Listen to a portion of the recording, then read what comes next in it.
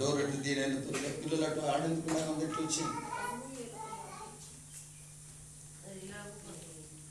ఇక్కడ మనం గమనించినట్లయితే దేవుని వాక్యంలో ప్రభు సెలవిస్తున్నాడు, పనుయేలు కుమార్తె ఆశేరు గోత్రికురాలైన అన్న దేవుని మందిరంలో 84 సంవత్సరాల నుంచి ఉండి దేవుని ఆరాధన చేస్తున్నట్టు చూస్తున్నాం. ఆమేన్. కనుక దేవుని ఆరాధించిన వారిలో 6వ వ్యక్తి ఎవరంటే అన్న, 7వది చివరిది ఎవరంటే జ్ఞానులు. ఎవరు?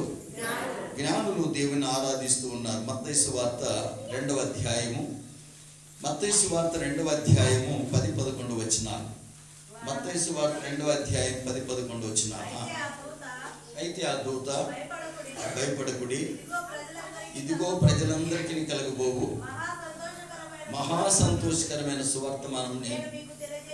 మత్తయి సువార్తనైనా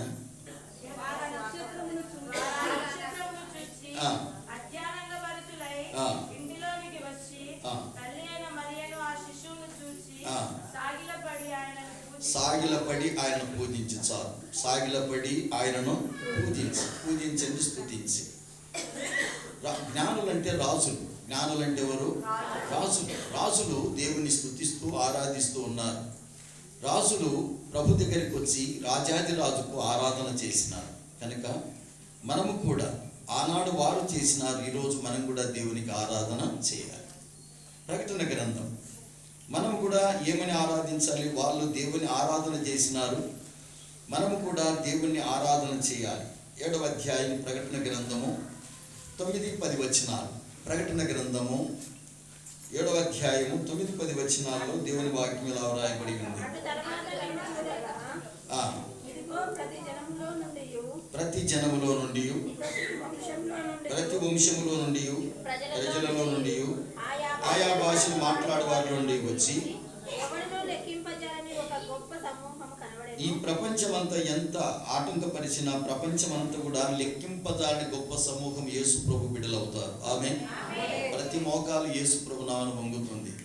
ఎందుకు అని అంటే చదవండి, యెషయా గ్రంథం ఒక ప్రవచనం ఉంది. దేవుని వాక్యం అది తప్పకుండా భూమి ఆకాశములు గతించిన దేవుని వాక్యం ఖచ్చితంగా నెరవేరుతుంది. యెషయా గ్రంథం 45:23 చదవండి. యెషయా గ్రంథం 45:23. నా ఎదుట ప్రతి మోకాలు వంగుననియు, ప్రతి నాలుక నా తోడని ప్రమాణం చేయననియు. అదనమాట దేవుని వాక్యం అది. ఈ భూలోకంలో ఎంతమంది ఎన్ని పరిస్థితులు ఆటంకం చేసినా, ఎన్ని పరిస్థితులు చేసినా దేవుడు అన్నాడు, ప్రతి మోకాలు నా నామమున వంగుతుంది, ప్రతి నోరు యేసు ప్రభువుని ఒప్పుకుంటుంది. ఆమేన్. చదవండి రోమీయులకు రాసిన పత్రిక 14వ అధ్యాయము. రోమీయులకు రాసిన పత్రిక 14వ అధ్యాయంలో దేవుని వాక్యంలో దేవుడు ఇలాగే సెలవిస్తూ ఉన్నాడు. 14వ అధ్యాయం 11-12 వచనాలు చదువుతారా?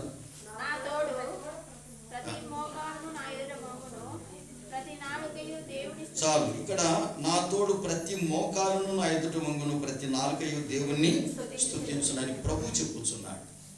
ప్రతి నాలుక దేవుని స్తుతిస్తారు, ప్రతి మోకాలు యేసునామమున వంగుతుంది అని దేవుని ప్రవచనం అది నెరవేరుతుంది. ప్రకటన గ్రంథములు ఇప్పుడు మనం చదువుకున్న వాక్యము 7వ అధ్యాయంలో, ఎవడునో లెక్కింపజాలని గొప్ప సమూహము నాకు కనబడెను. వారందరూ ఏం చేస్తున్నారు? తెల్లని వస్త్రములు ధరించుకున్న వారై ఖర్జూరపు మట్టలు చేత పట్టుకొని, తెల్లని వస్త్రములు అనగా పరిశుద్ధ జీవితం. తెల్లని వస్త్రం అంటే ఏంది? పరిశుద్ధ జీవితం కలిగి, ఖర్జూర మట్టలు అంటే నాలుక. ఖర్జూర మట్టలు అంటే ఏంది? నాలుక ద్వారా దేవుని స్థలంలో ఖర్జూర మట్టలతో దేవుని స్తుతిస్తారు, దేవుని ఆరాధిస్తారు అని అంటారు. కనుక ప్రభు సన్నిధిలో ప్రతి ఒక్కరు కూడా పరిశుద్ధ పరచబడి, ప్రభు రక్తం ద్వారా కడగబడి, ప్రభు బిడ్డలుగా మార్చబడి, ఖర్జూర మట్టలైనటువంటి నాలుకతో నిత్యము దేవుని స్తుతిస్తారు. ప్రతి నాలుక యేసు ప్రభువు దేవుడని స్తుతిస్తారు. కనుక ఇప్పుడు లెక్కింపజాలని గొప్ప సమూహము కనబడి 10వ వచనం,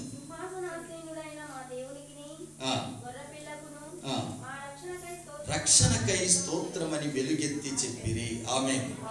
రక్షణకై స్తోత్రమని వెలుగెత్తి చెప్పిరి. కనుక ప్రభు అయిన యేసుక్రీస్తు రక్షణ ఇచ్చేవాడు, ఆయన రక్షించేవాడు, మా ప్రాణరక్షకుడు, మా దేహరక్షకుడు, ఆత్మరక్షకుడు ఈయనే అని అందరూ కూడా దేవా మా రక్షణకై స్తోత్రమని వెలుగెత్తి చెప్తారట. మనం కూడా ఈరోజు మన రక్షణకై స్తోత్రమని చెప్పడానికి దేవుని ఎదుట మనం అందరూ ఉన్నాం. ఆమె ఆదివారం అంటానే ఆరాధన. దేవుని నిండు మనసుతో కృతజ్ఞత పూర్వకంగా నా దేవుని ఆరాధించడానికి నేను వెళ్తున్నాను, నా ప్రభువును స్తుతించడానికి వెళ్తున్నాను, నా ప్రభువును నేను గణపరచడానికి వెళ్తున్నానని చెప్పి మనకు అంత సంతోషం, ఆనందం ఉంటుంది. దేవుణ్ణి ఆరాధించే వారిని దేవుడు ఏం చేస్తాడు? అందులో ఎక్కిస్తాడు, ఆందోళన తొలగిస్తాడు, ఆవేదన తొలగిస్తాడు. వారు ఆధ్యాత్మికముగా ఉన్నతమైన స్థితికి వస్తారు. కనుక దేవుని ఆరాధించిన వీళ్ళందరూ దీవించబన్నారు.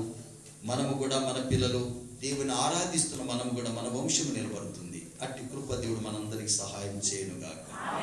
మోకరించండి, దేవుని ఆరాధన చేద్దాం. నిండు మనసుతో మహిమ కలిగిన దేవుణ్ణి మనమందరం కూడా, ఎంతమంది భక్తులు దేవుని ఆరాధించిన వారితో మనం కూడా కలిసి ఈరోజు దేవుని ఆరాధిస్తూ ఉన్నాం. మహిమ కలిగిన దేవుని సంలో అందరము కూడా దేవుని సొంత చప్పట్లు కొట్టి ఒకసారి దేవుని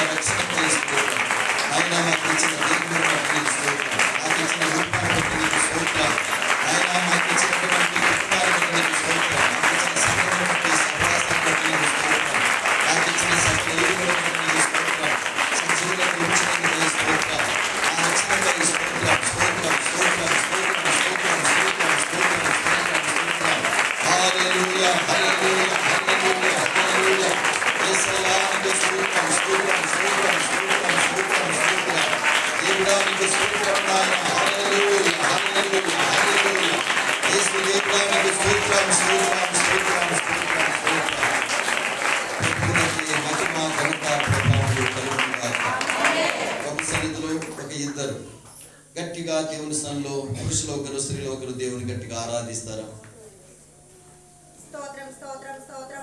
స్తోత్రము నాయన, హల్లెలూయా.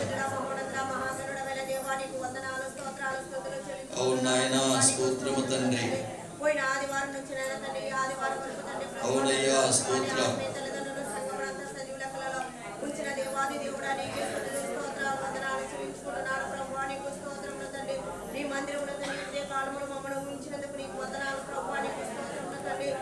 మొదటి వర్తమానం ద్వారా తండ్రి ప్రభు ఎవరెవరు స్తుతించినారో ప్రభు అయినా తండ్రి మాకు తెలియదు. అవును నాయన, స్తోత్రము తండ్రి.